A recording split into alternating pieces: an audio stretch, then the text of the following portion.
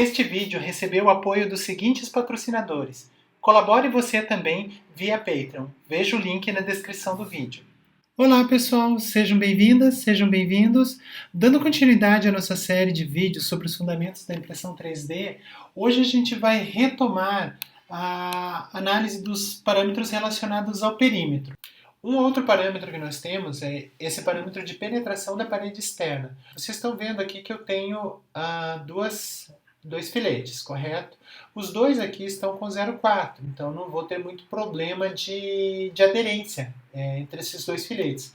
Mas eu poderia ter configurado lá nos meus parâmetros de qualidade essa parede externa com um diâmetro menor, né? Com uma largura menor, perdão. Então eu poderia ter colocado aqui a largura dela, ao invés de 0,4, eu poderia ter colocado 0,3, por exemplo.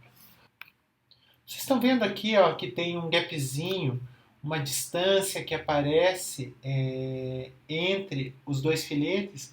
Por que acontece isso, gente? Porque a minha parede externa ela é mais fina do que o diâmetro do bico. Então eu poderia, né, melhorar a aderência entre as duas paredes mexendo nesse parâmetro, né? Então, olha só, até o Cura calculou automaticamente para a gente aqui, ele colocou uma penetração de parede externa de 0,05 milímetros. Na sequência, nós temos a otimização da ordem de impressão das paredes. Para que serve isso? Para que a gente reduza principalmente o número de retrações utilizadas durante a impressão da peça. Quanto menos retrações a gente tem durante o processo de impressão, maior a velocidade. Então, na sequência, nós temos a impressão das paredes exteriores antes das interiores. Para que serve essa configuração? Basicamente, para a gente reduzir as marcas, né, que o preenchimento acaba gerando na superfície. Se eu tiver uma peça com um ângulo muito elevado nessa superfície, pode acontecer de eu não ter sustentação para esse filete, ou seja, ele vai ficar meio pendurado no ar. Se o overhang, que a gente chama, for muito elevado, a gente pode ter problema de aderência e pode ter sérios problemas na qualidade do acabamento da nossa peça. Eu prefiro imprimir primeiro as paredes interiores para depois imprimir as paredes exteriores. Nós temos aí na sequência esse parâmetro de alterar uma parede adicional, né? O que isso aqui faz? Eu vou ligar aqui para vocês verem. É uma parede que aparece camada sim, camada não, para fazer a amarração entre o preenchimento, né? Essas linhas de preenchimento e a nossa superfície da peça. Para quê? Para garantir maior resistência mecânica, principalmente, né? Porque a gente tem um engaste bem maior quando a gente faz dessa forma. Na sequência, nós teríamos esse parâmetro de compensação de sobreposições de parede. Como é que funciona esse parâmetro aqui, gente? A gente poderia pensar o seguinte, né? Se a peça fosse um pouquinho menor, eu vou fazer aqui uma brincadeira, vou colocar a peça em 70% do tamanho original dela e vou mandar fatiar de novo. Então o que eu vou fazer? Eu vou pedir para compensar essa sobreposição de paredes, vou fazer primeiro só na parede externa para a gente ver e vou mandar fatiar de novo. Certo? Olhem só o que aconteceu aqui, gente. Tá vendo que em um dos filetes ele colocou menos material e no outro ele colocou a quantidade normal de material? A mesma compensação ela pode ser aplicada para as paredes internas. Então olha só, um dos filetes ficou mais fino, ou seja, tem menos material, e o outro ficou com a largura normal que a gente configurou lá nos parâmetros de qualidade. A gente notou o quê? Que em um dos filetes ele reduziu a quantidade de fluxo, mas a pergunta é até quanto que ele pode reduzir essa quantidade de fluxo? Então a gente especifica isso nesse parâmetro. E o que a gente está dizendo aqui no caso? Que ele pode reduzir o fluxo até 0%. O próximo parâmetro que nós temos refere-se ao preenchimento de lacunas entre paredes. Nós poderíamos pensar em preencher esses vãos. No entanto, a parede interna ela não consegue fazer esse preenchimento. Por quê? Porque ela é mais larga do que a largura que nós temos aqui entre as duas paredes, do que essa lacuna. Então, o que nós poderíamos fazer nesse caso? A gente poderia pedir para que essas lacunas fossem preenchidas. Nós temos aqui em lugar nenhum ou em todos os lugares, eu vou deixar em todos os lugares e vou pedir para fatiar novamente, certo? A partir desse momento, o que nós percebemos? Que esse vão que havia entre as duas paredes, ele passou a ser preenchido por um filete mais fino. No entanto, esse preenchimento aqui ele toma um certo tempo e, em alguns casos, a gente não vai ter uma resistência mecânica maior se nós tivermos isso daqui preenchido. O que a gente poderia fazer então? A gente poderia pedir para filtrar as lacunas que forem menores, filtrar as pequenas lacunas. Então eu vou selecionar aqui, nessa opção de filtrar pequenas lacunas, e vou pedir para fatiar novamente, certo? A partir desse momento, olha só que interessante, essas superiores aqui que são menores, elas não estão mais preenchidas. Na sequência, nós temos a possibilidade de imprimir paredes finas. O que eu faço? Eu habilito esse parâmetro de impressão das paredes finas, né? Peço para fatiar novamente e o que vai acontecer? A gente vai ver que uma parte das paredes apareceu aqui, tá? Essa opção ela não é muito perfeita, não é muito exata, então a gente tem que tomar um certo cuidado. Se vocês perceberem aqui, uma das paredes ela está aderindo ao modelo, as outras duas já não estão, né? Então não é sempre que imprimir uma parede fina vai ser um bom negócio, né? Na verdade, o modelo ele tem que ser bem projetado para que a gente não precise fazer uso desse recurso. Na sequência, nós temos a expansão horizontal, né, e a expansão horizontal da camada inicial. Para que serve, o que faz esse parâmetro exatamente? Ele vai mexer no tamanho desses triângulos da malha e vai fazer com que a peça fique mais gordinha ou mais magrinha. Vamos fazer 0,05. Vamos fatiar. Pronto, o que aconteceu nesse caso?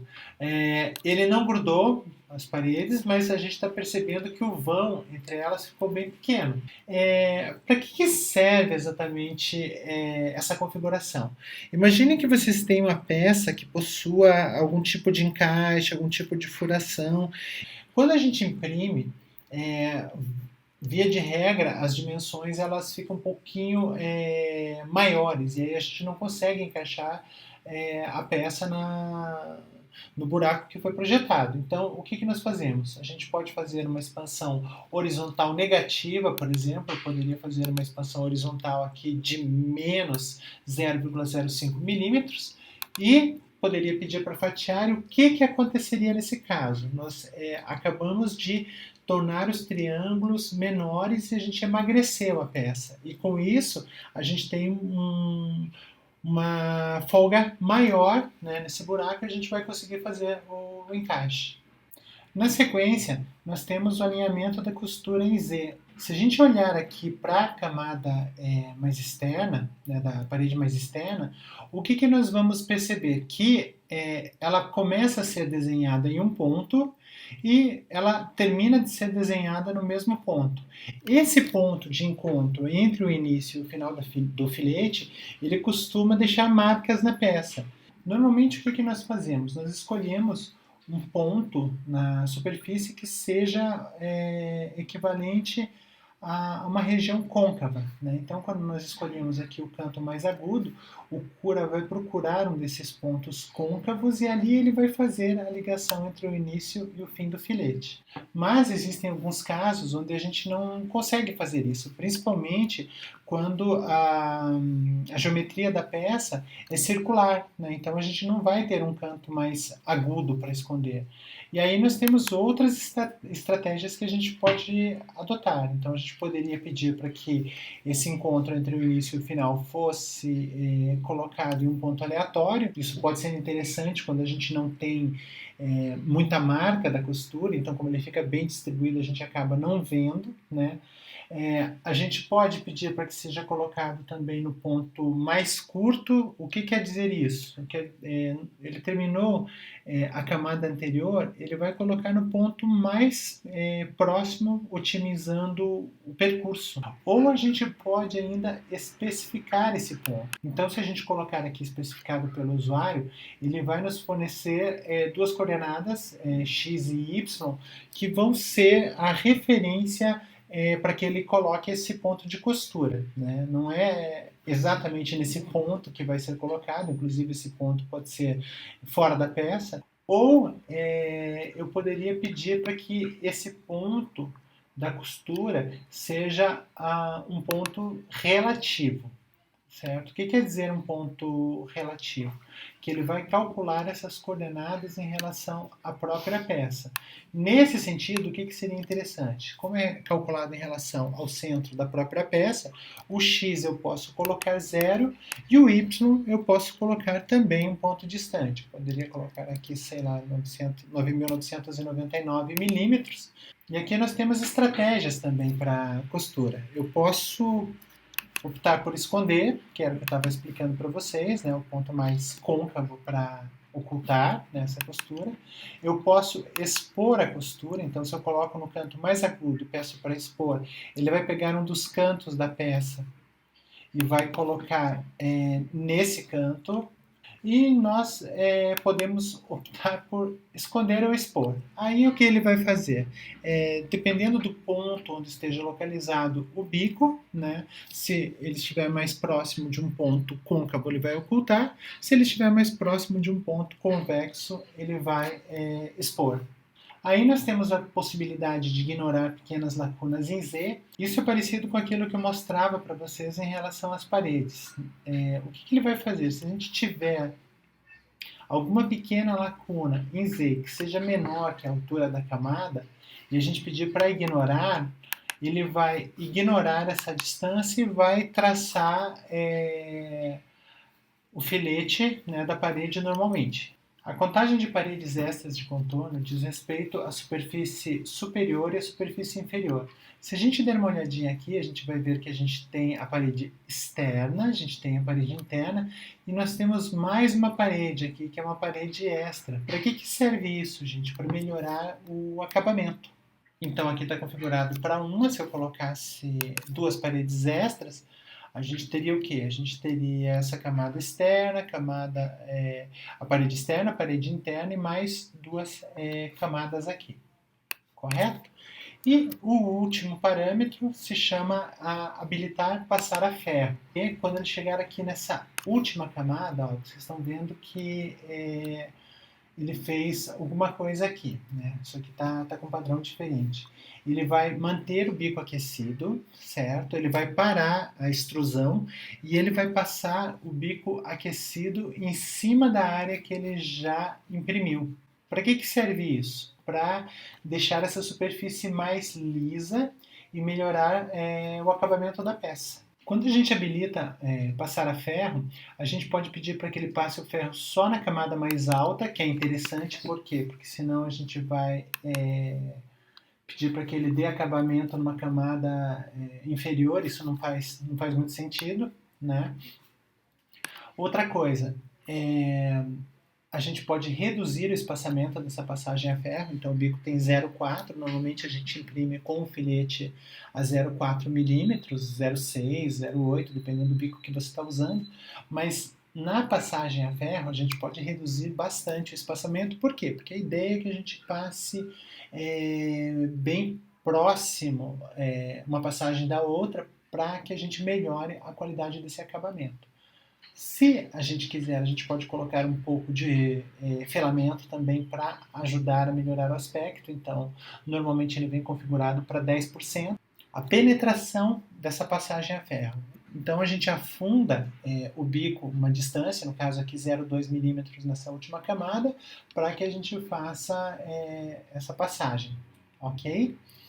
E a velocidade também, que vai ser executada essa passagem a ferro. No caso, tem que ser uma velocidade lenta. Para quê? Para que a gente não tenha desprendimento de material, para que a gente não piore a superfície em relação ao que ela já estava anteriormente. E os últimos dois parâmetros que a gente vai entender melhor mais para frente, que são aceleração e jerk, mas que dizem respeito basicamente à aceleração inicial e a velocidade mínima para que o bico ele pare. Né? A gente vai ver na sequência, não se preocupe. Por hoje é isso, pessoal. Se vocês gostaram do vídeo, deixe o seu like e não esqueçam de assinar o canal e ativar as notificações para receber avisos sobre novos vídeos. Muito obrigada e até a próxima!